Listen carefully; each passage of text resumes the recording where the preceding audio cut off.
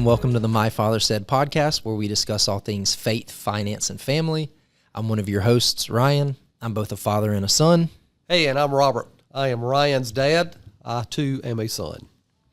And today we want to talk to you guys about 8 expenses that will drain your retirement savings the fastest and potentially some strategies to help mitigate that during retirement. So, first thing, healthcare.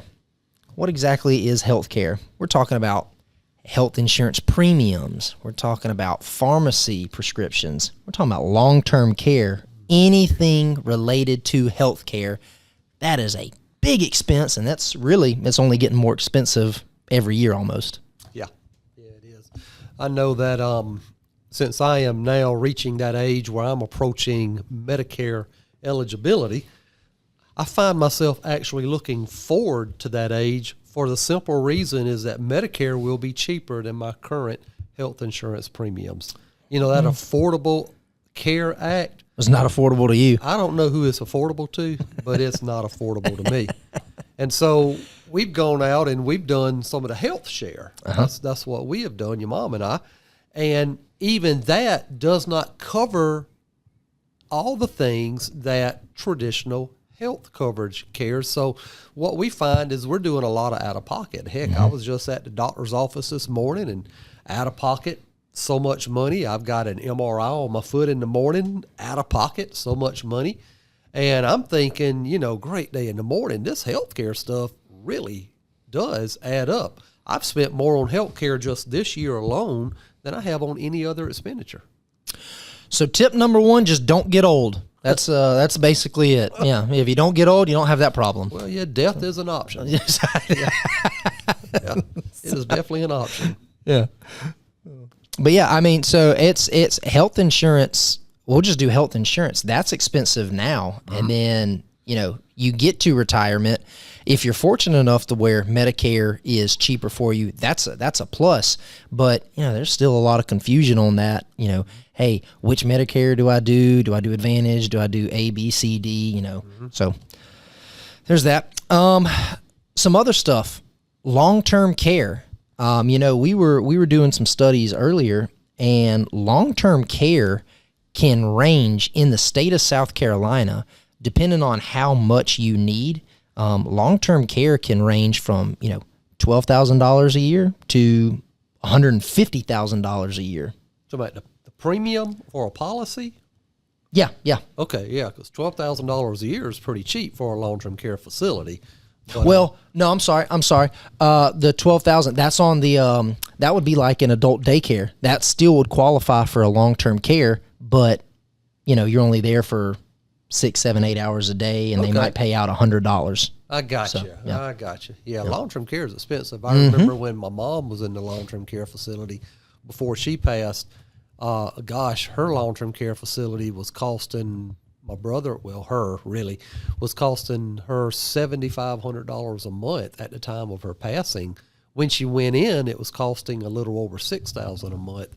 She was in there for about 5 years before she passed. So 5 years, and the monthly premium went up $1,500. Not the premium, the cost. Or the cost, I'm sorry. The cost went up to that. She did not have long-term care coverage.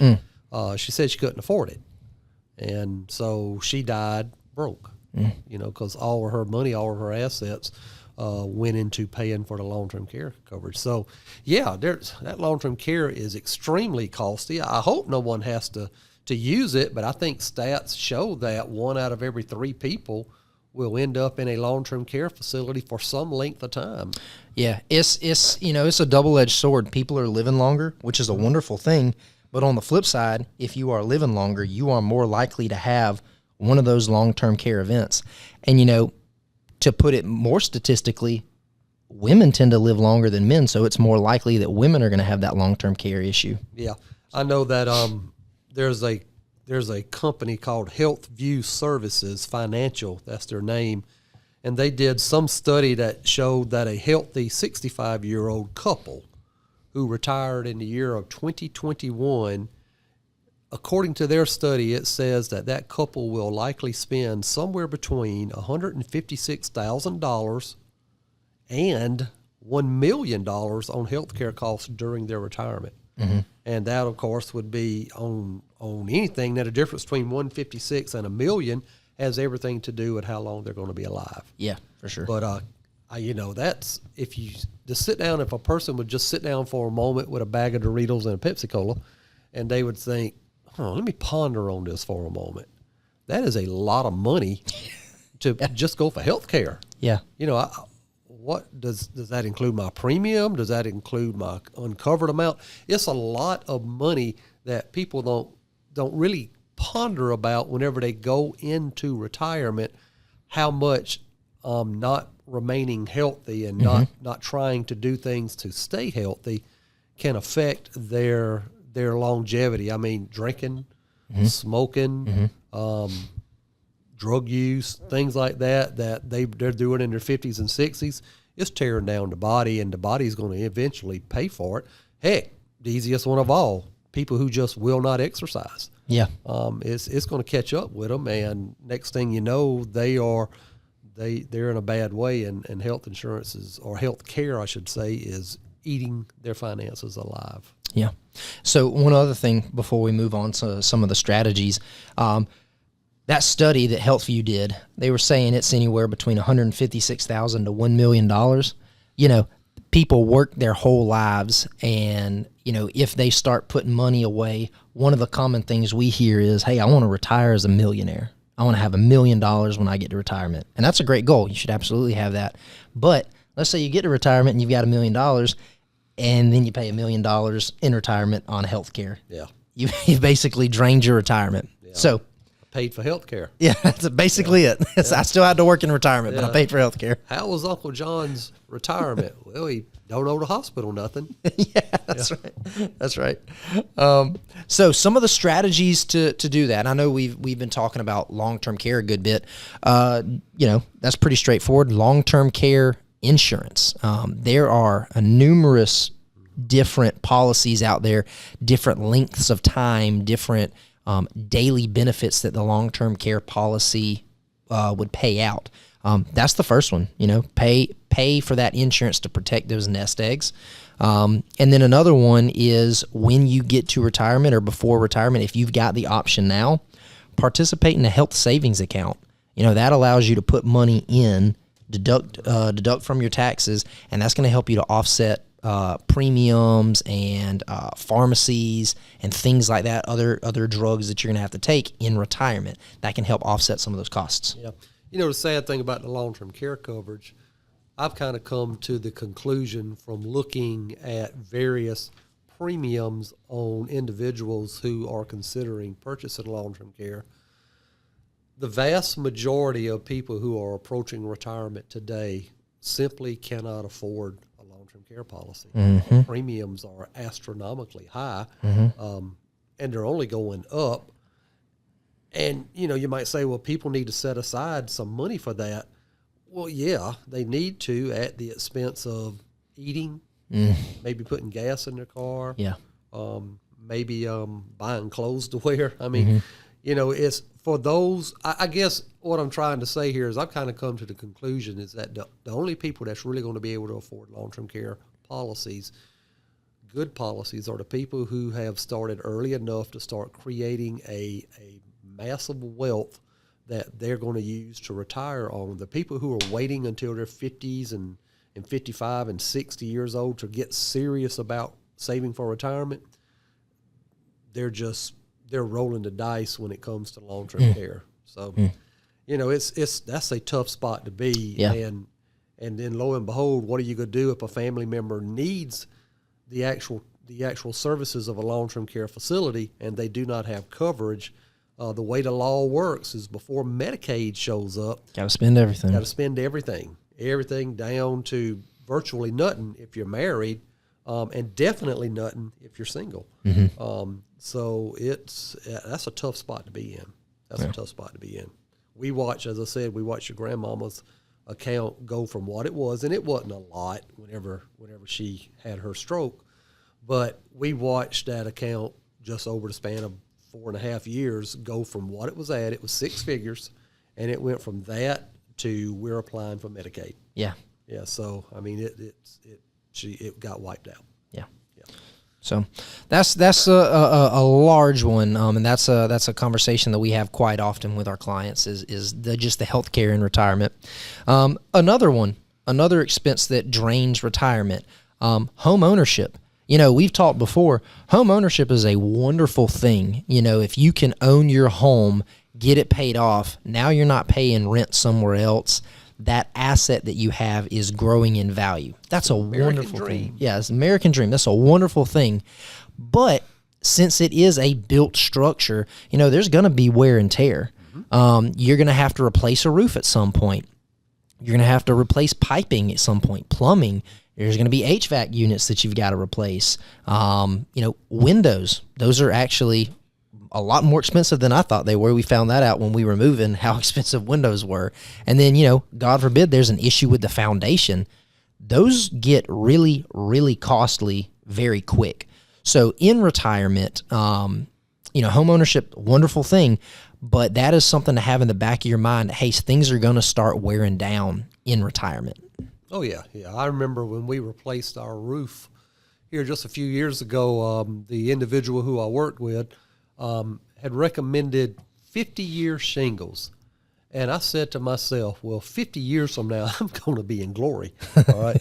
I'm not going to be around here, And if I am around here 50 years from now, I'm going to be so dumbfounded and stupid, I'm not going to know if I'm here or there. I'm not going to care about the shingles. Yeah. But I said 50-year shingles, yeah, let's get those things put on the roof. But the reality is that was a $20,000 ticket. And so, it's a great selling feature if we ever go to sell the house, or when your mom and I leave this earth and you boys have to sell the house.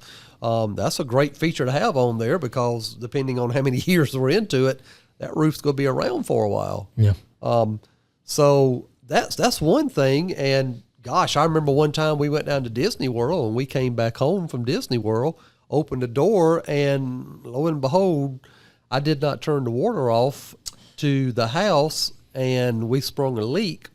Must have been the moment we locked the door to leave because it flooded the entire house. If you remember, we had to replace practically everything on the floor level. I do not remember that. Oh yeah. It was terrible. So yeah, things happen. And the place down at the beach, as I've shared with your mom before, the place down at the beach, there is much more repair and more common and more consistent and more frequent repair down at the beach than there is here just because of the environment. Salt water, yeah. Oh yeah, I keep telling your mama every time we go, I'm like, hey, we're we need to sell this place.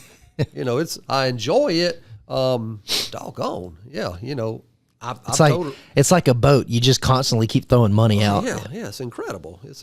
But yeah, and the thing with the beach thing that we've learned is, we set aside money because we know it's not a matter of if, it's when. There's going to be, things got to be replaced. Things have to be repaired. Yeah. So that's one of the things that we deal with and we've learned and we've dealt with in that area. Yeah.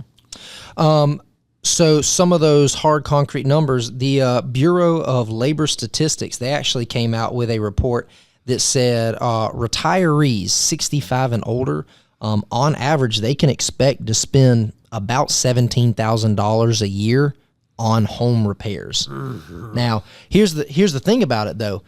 They're probably not spending $17,000 every year. They have a roof issue that comes up, so they're spending $25,000, $30,000 in 1 year. It's probably not, that's the average of $17,000 a year.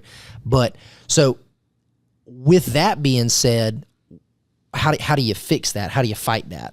Well, we would say just like we recommend now having an emergency fund for things that go bad, when you get to retirement, you probably need to start looking at a separate emergency fund for home repairs and things like that if you're in a home that's got some age to it. Now, if you retire and you go and buy a brand new house, maybe not. But how many retirees are doing that? Yeah, not many. And the hard thing, too, about the emergency fund when you're retired is you've got it sitting over there. It's there only for the emergency, but sometimes you just want mad money. And, mad money, let's go spend this thing. But Murphy's Law is as soon as you go and use it for mad money, then a tree's going to fall down and bust up the concrete or something, and here we go again. We got a problem. So, yeah, home ownership can derail your finances in retirement simply because it's one of those things that's not on a scheduled maintenance. It's something has happened and we got to pay. Mostly reactive, yeah. There's not a lot of proactive to it. Yeah. So, all right. The third expense, and, sometimes we'd argue this is the biggest expense, is inflation. Yeah. Just over time, things are getting more expensive. And if you are not keeping up with that that increase in inflation, that's going to eat away at your buying power. Oh, yeah. I remember, I'm going to take you back long before you were ever even thought of, a long time ago.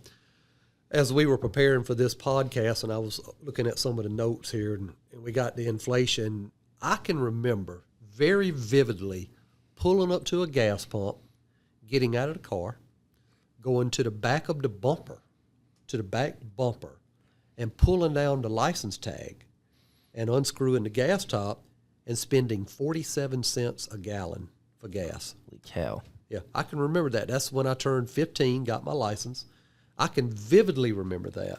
And that's inflation. Inflation from then to now, it's rampant. I remember when stamps were 11 cents. I mean, as I sit back and I think about some of these things, how the cost of goods have gone up over time. Just because you retire does not mean that the cost of goods freeze for you. Right. In fact, it's just the opposite, actually. Inflation is more pronounced in retirement than it is pre-retirement because you no longer have a job that is shielding you from the obvious growth of expenses when it comes to having to have supplies. Yeah. So, inflation is a killer. And you've got to make sure that you don't stick your head in the ground and go into hiding with your nest egg at that point in time, because as a minimum, your nest egg has got to keep up with the cost of living. Yeah. Yeah. So we got two things going on in retirement. One, inflation. Inflation is going up, so you've got to make sure you're outpacing that. But also, like you said, you're not working anymore. You don't have an income coming in, and if you do, it's usually from either Social Security or your investments. So, some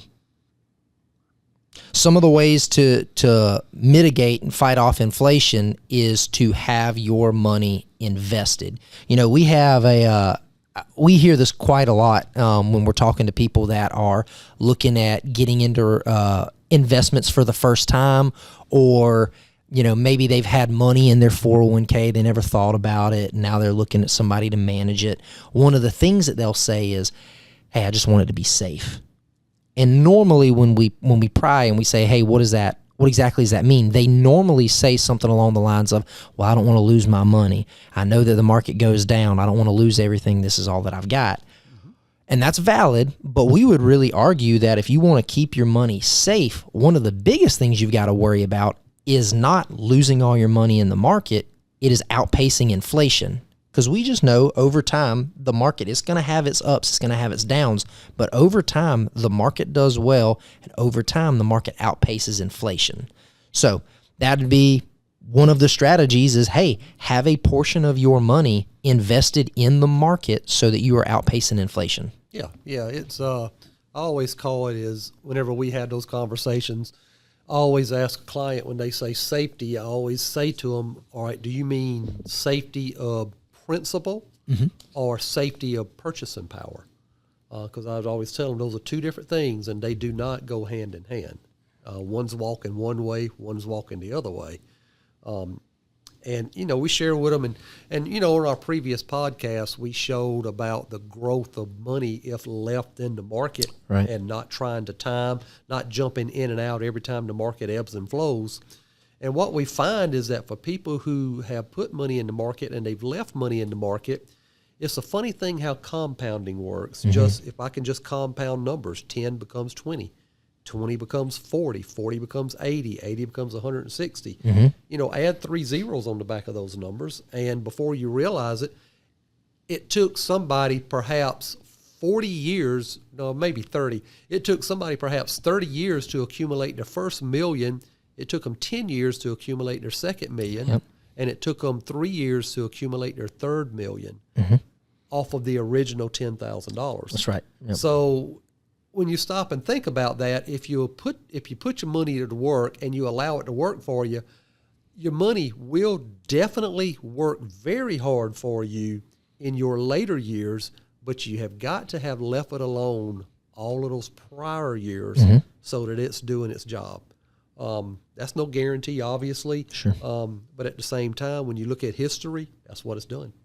And so, yeah, inflation, if you're going to beat that, you've got to be in investments that have a history of beating the inflationary rates, because inflation's every year, but it has to beat the inflationary rates, and you've got to leave the money in there when the market goes down, not if it goes down.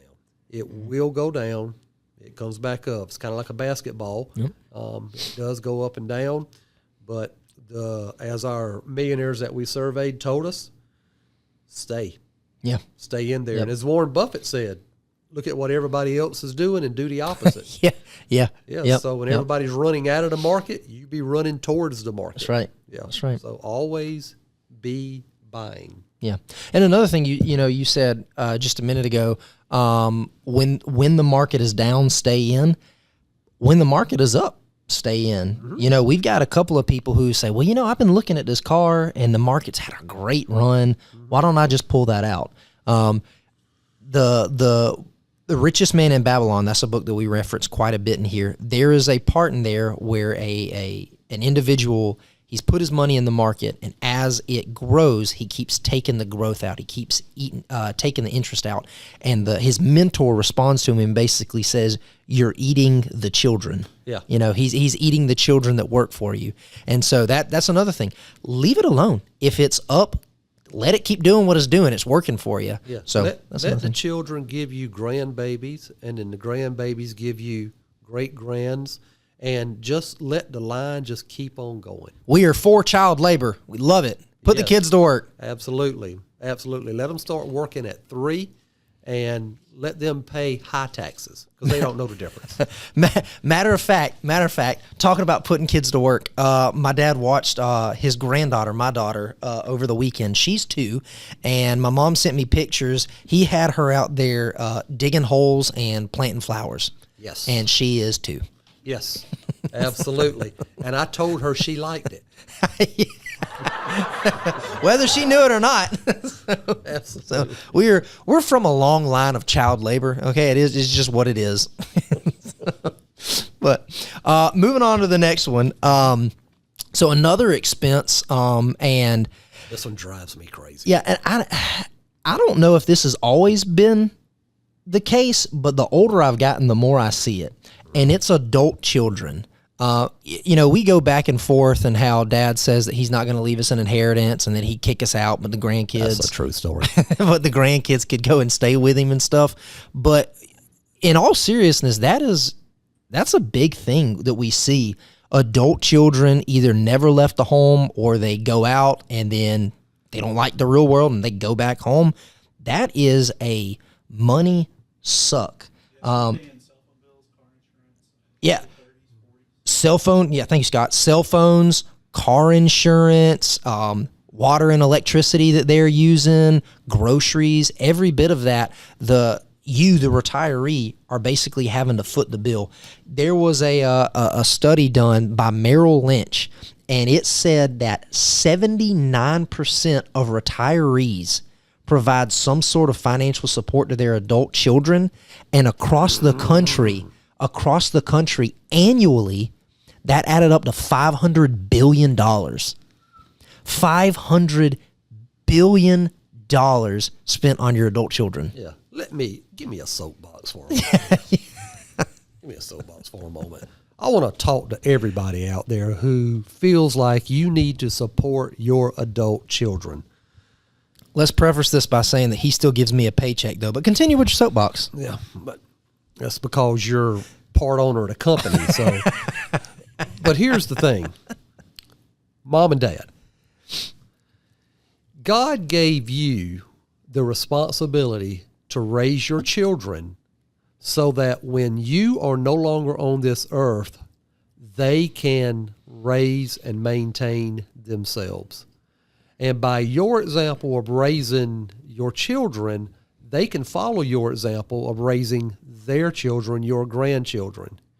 You are not doing anybody any favors by allowing your youngin' to still suck off the tit and still be hooked to the umbilical cord and draw off of you, and they're sitting in there with their spouse. They're in another room. They're making more babies in the other room just for you to support. You get up and go to work. You get up and go to the doctor's appointment. They're in the back room laying in the bed. I can't find a job. Well, who would want to hire them? I mean, to start with. So here's what you do. If you love your children, kick their butts out of the house. Put them in the street. Tell them that, you know what, if you want to eat, go get a job. If you want to get out in the rain, go find shelter, but it ain't here, buddy. All right? Go someplace else. And for the children who have the selfishness, the laziness, and just the lack of moral ethics to move in on mom and dad and take advantage of them and to ruin their lifetime down, because what are you going to do when mom and dad are still alive and you've spent all of their money because you're too freaking lazy to get off your behinds and go do something? What are you going to do? I know exactly what you're going to do. You're going to go find someone else to leech off of. You know why? Because that's all of who you are. You're just a freaking leech on society. I would call you a certain political party, but we try to stay unbiased on this. But let me say it this way. Adult child care. We have people calling here and they say to us, well, I've got to help my son or I got to help my daughter. You want to help them, mom and dad? Make them learn to stand on their own 2 feet. Because if you don't teach them, you drop dead, you worried so much about them, they're not going to be able to take care of themselves. But they'll find somebody else to leech off of, and that's a reflection on you. All right, I'm off my soapbox. Scott, do you think you can go grab Dad's blood pressure medicine? I think he's about to have a stroke. Struck a nerve there, huh? That drives me crazy. So, all in all, though, yes, adult children in the home, very bad financially. Very bad financially. And here's another thing. We kept talking about longevity. We kept talking about long-term care and stuff like that.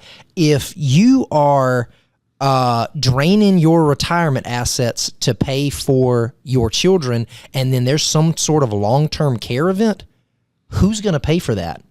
Oh, and here's another question. Well, Ryan, it's not very, it's not likely I'm going to drain my retirement assets. I just help them out a little bit. Oh, no, it is very, very realistic that's going to happen. I can think of 3 people off of the top of my head that we personally know that's happened to. It started out as one thing, and they have almost no money now at this point because they were helping out their kids.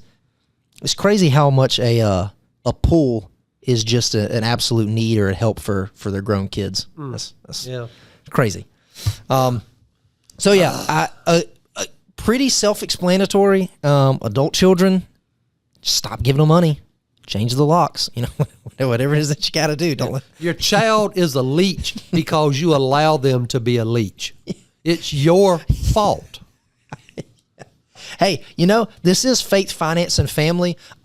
Scott, will you look up the Bible verse where Paul tells the church that if you don't work, you don't eat? Oh, that's in Thessalonians. That's Thessalonians? That's in 1 Thessalonians chapter 5. It says, if a man will not work, he will not eat. That's the pastor. That's the pastor for you. There you go. So that's right. Starve. All right, so moving on to another equally fun topic, taxes. Taxes are another massive expense that retirees have to deal with. So you get to retirement and you finally say, hey, I'm going to hang it up. I'm going to not work anymore. I'm going to start drawing money off of my 401k, or I'm going to draw off of my IRA or my pension or Social Security or whatever it is.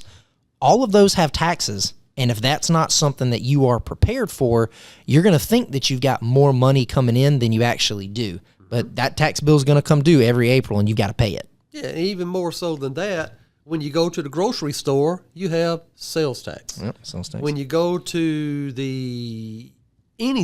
to the restaurant, you have sales tax. You have consumer tax, consumption tax, whatever you want to call it, user tax, whatever each state refers to theirs as. Your money is taxed and taxed and taxed and taxed. There is no such thing out there as I've done it once, I don't have to pay taxes on it again, other than a Roth IRA. But then what you use the money in the Roth IRA upon, that money's going to be taxed. Yep. So taxes is something that's going to be around until you die. Yep. All right. Yep. It's just a reality. And again, I could get on a soapbox, but I'm not, because I went off on a soapbox a while ago. But taxes, I don't mind paying taxes. I really don't, because we need roads. All right. We need national defense. We need that. Now, we don't need all this other garbage that they're up there using tax money for. Y'all got roads in Nices? Oh, yeah. They got some holes. Chapin, we got nothing but potholes. Yeah. That's cool. Yeah. But, yeah, it's, there's, whether you agree with what taxes are used for or not, that's for each individual. And you should speak loudly in the voting booth each time that opportunity comes about that. The one thing I absolutely refuse to ever endorse when it comes to taxes is giving those clowns up in Washington raises, for the fine job they're doing screwing over America. They're doing a pretty good job of that. Oh yeah, they're doing a fine job. Yeah. But I don't want to get into that so much, other than to say that taxes do not go away. Some people actually think taxes go away in retirement. Nope. They don't go away in retirement. Nope. They're forever. Nope. Uncle Sam will rob you until you die. And then when you die, he will rob your estate. In fact, I know for a fact that when we went and we sat at the funeral home and my brother and I were doing the selection of how the funeral was going to be, and we purchased the casket and all, dang if we didn't get taxed on that. Yeah, so I mean, it's you're taxed. Plain. Scott's going to tax us, I'm sure, on something. Yep. He's probably going to increase the payment that we pay. So some of the things that you can do if you are not a retiree that you can entertain is start funding that Roth IRA. If you've got all pre-tax 401k, it might behoove you to start putting some money that you're not going to have to pay taxes on. So you've got a bit of a shell game where you can pull that money from. Another one is look at funding after-tax accounts. So not an IRA, not a Roth IRA, but one of those accounts that's just in the market. Then you're looking at, hey, I've got my 401k that's I'm going to have ordinary income taxes. I've got my Roth that I'm not going to have any taxes.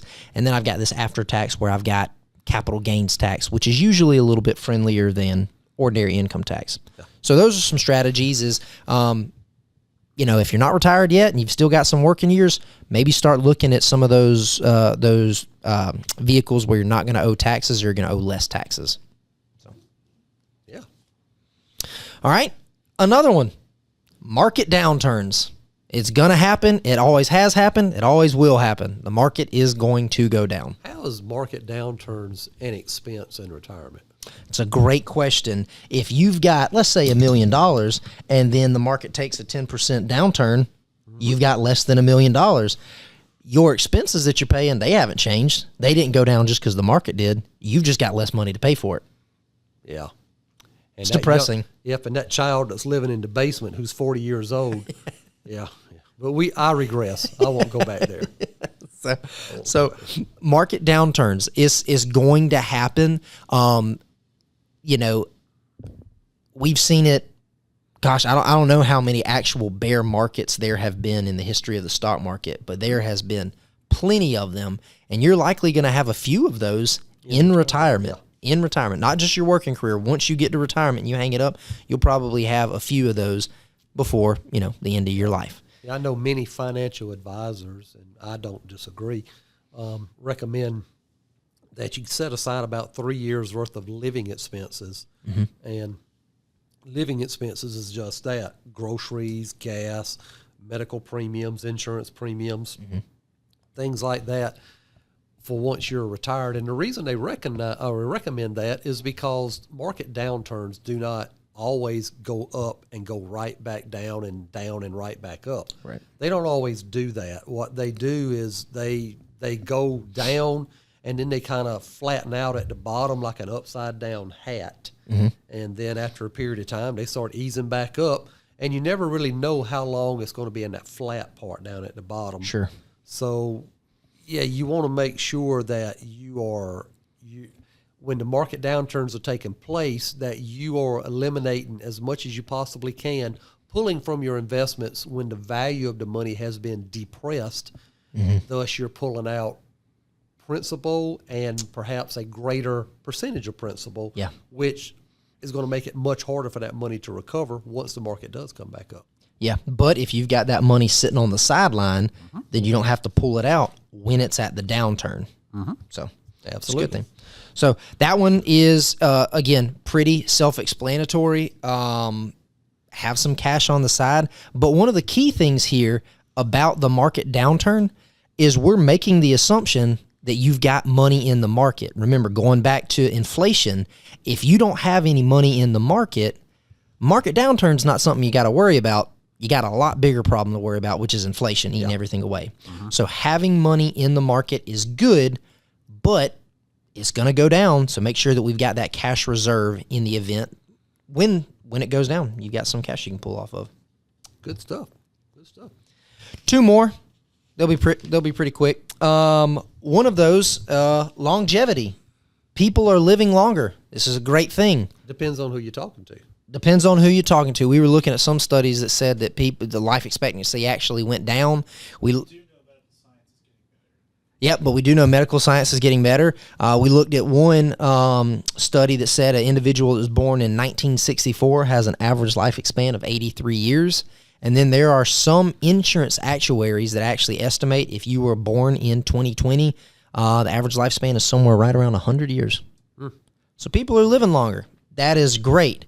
But the longer you live, the more likely you have to have one of those slip and falls that you hear about, and then you have to get hospitalized, or you've got more time for a cognitive issue to take in. So the longer you live, that's wonderful, but the more likely you are to have increased medical premiums, long-term care costs, hospitalization costs that you're going to have to pay for in retirement. Yeah. So right now, if a person retires at 65 and they live to 85, their nest egg, their pension plans, their Social Securities and things like that keep them, it has to just meet their needs for about 20 years, plus or minus. But if people are retiring at 65 and living to 100, that goes from 20 years to 35, almost double. And at the rate that Americans are saving money today, there's going to be a lot of people on the government welfare program in retirement. Just because they're not going to be able to keep up with that. In addition to that, there's legislation now in D.C. to where the Social Security eligibility age is being recommended to go out further, not come in closer. And there's projections that are saying that for certain retirees who their statements are showing that they're going to receive X amount of dollars at retirement time, that they're actually going to receive maybe 80% of that. And so there's all kinds of things that they're trying to tweak up there in Washington. Now, I'm of the opinion that Washington, the people up there right now, are not going to tweak it to where it affects me and people like me who are getting close to retirement or in retirement, because they're smart. They recognize that if they directly mess with a person's money, that those people vote and they're going to be voted out of office. Political suicide, so what they're going to do is they're going to do it to where it's in your generation. They're going to go ahead and say, okay, in year 20, I'm going to make up a year, say 2040, we're going to start reducing the benefit. And it has everything to do with this part about longevity. It has everything to do with that, and plus the irresponsibility of those individuals up there with how they give money away to, countries and to people who are Slavs and won't work and oh God, I got to get off the subject today. But I can remember back in the days when a man was respected for working all day. All right, I can remember that. Today, if your fingernail hurts, the government owes you money. Your mom and daddy did a terrible job of raising all of you. I want you to know. I want you to know that. Anyway, I regress. Again, child labor. We were for it. No, so the last one that we talk about, and this one is not a super common one when we were looking at some of these lists, the more expensive. This one wasn't a common one, but it's still something to think about. A lot of people fail to save for retirement, and they're banking on Social Security. Hey, I'll save a little bit, or I'm not going to save anything because Social Security will take with me. The average yearly Social Security benefit is less than $22,000 a year.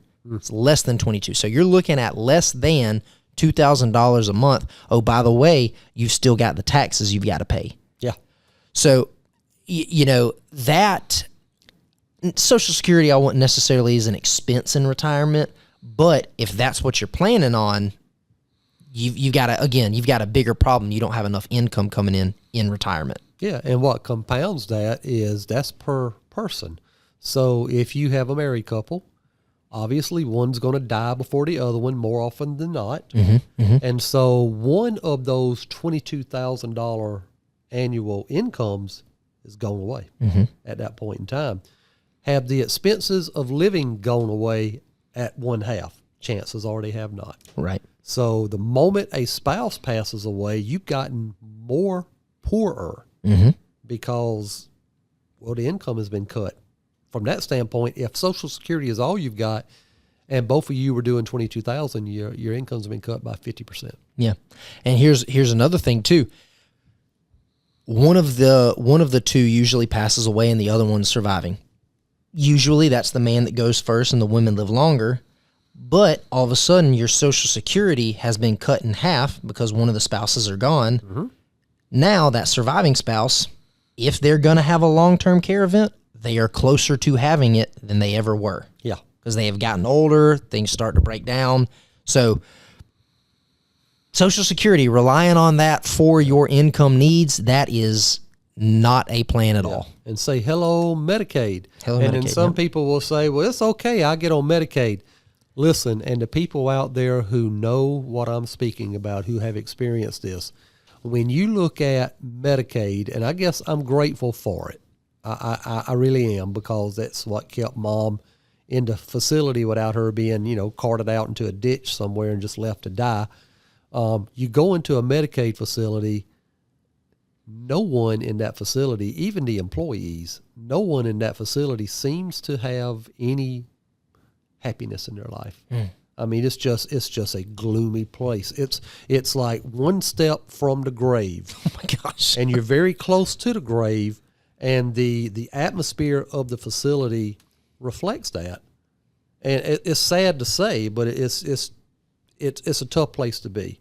I'm not saying finances will save you from anything like that, because it won't. Death comes to us all.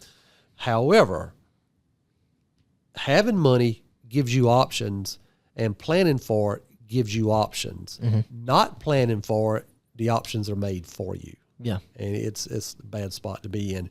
And when you get there, there's nothing you can do to turn it around. Nothing.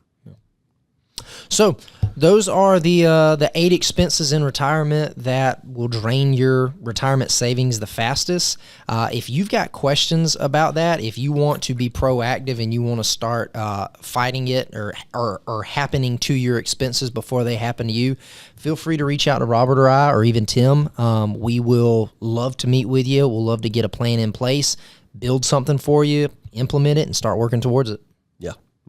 That's a good show today. Hey, I guess I do need to apologize, though, for my rant a while ago. I didn't mean to hurt any parents' feelings that if you raise a youngin' and they're worthless.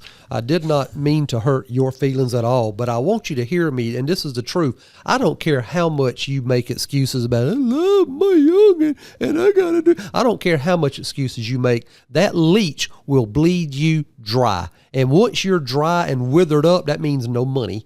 Once you're dry and withered up, they're going someplace else. You want to know why? Because you taught them how. All right? You're responsible for that. Quit enabling your children to be blights on society. Blights.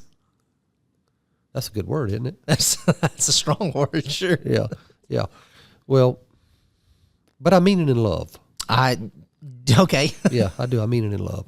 But anyway, Ryan, won't you tell everybody how to get in touch with us if they want to after this episode, and then we'll go from there. So if you want to learn more about the My Father Said podcast, feel free to check us out on YouTube, Facebook, Spotify, anywhere you listen to podcasts. Or if you want to learn more about the Templeton Group, where we actually do the financial planning, we implement the processes, feel free to reach out to us at our website, our phone numbers, emails. We'd love to get in touch with you. And with that, I'm Ryan. Hey, and I'm Robert, and remember, as always, do not chase returns. Rather, pursue your objective. We'll see you next time. Out of here.